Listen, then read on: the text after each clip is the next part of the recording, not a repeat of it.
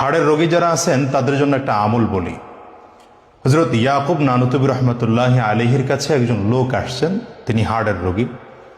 তিনি এসে দোয়া চাইলেন, হুজুর আমার তো কিছুদিন পরে হাড়ের অপারেশন হবে, অনেক টাকা পয়সার প্রয়োজন, আপনার কাছে দোয়া চাই আল্লাহ তাআলা যেন ব্যবস্থা করে দেন। তো হযরত ইয়াকুব নানুতুবি রহমতুল্লাহ আলাইহি বললেন যে, ভাই তুমি তো প্রস্তুতি নিচ্ছ তোমার মতো করে, তবে আমি তোমাকে একটা আমল বলে দেই।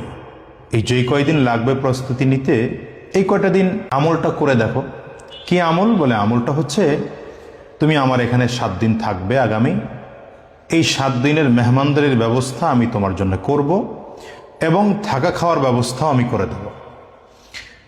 তুমি প্রতিদিন 5 ওয়াক্ত ফরজ নামাজের পরে বুকের এই ঠিক এখানে হাত রেখে এরপরে দোয়া পড়বে, ইয়া কবিয়ুল কাদিরুল মুক্তাদিরু কওয়িনি ওয়া কলবি, ইয়া কবিয়ুল কাদিরুল মুক্তাদিরু কওয়িনি ওয়া কলবি। এই দোয়াটা 7 বার পড়বে প্রতি ওয়াক্ত ফরজ নামাজের পরে। তো এইভাবে করে 7 দিন আমল করলেন।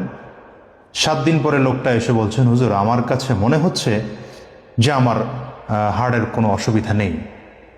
এরপরে পরীক্ষা নিরীক্ষা করে দেখা গেল যে না, আসলেও আল্লাহ তাআলা তাকে এই দোয়ার ওসিলা করে তাকে হাড়ের রোগ থেকে মুক্ত করে দিয়েছেন। তো এটা কোরআন হাদিসের কোনো আমল না, বাকি আমাদের মুরব্বীদের, বড়দের, আকাবেরিনদের কিছু কিছু আমল আছে যে আমলগুলোর মাধ্যমে দেখা যায় যে আল্লাহ তাআলা অনেক রোগকে মুক্ত করে দেন। তো আমরা যারা হার্টের রোগী আছি আমরা এই আমলটা করতে পারি, আল্লাহ তাআলা এই কারণে সুস্থ করে দিতে পারেন। আর যারা সুস্থ আছি আমরা যদি আমলটা করি, আশা রাখতে পারি আল্লাহ তাআলা এই দোয়ার ওসিলায় আল্লাহ হয়তো আমাদেরকে হার্টের রোগ থেকে মুক্ত রাখতে পারেন।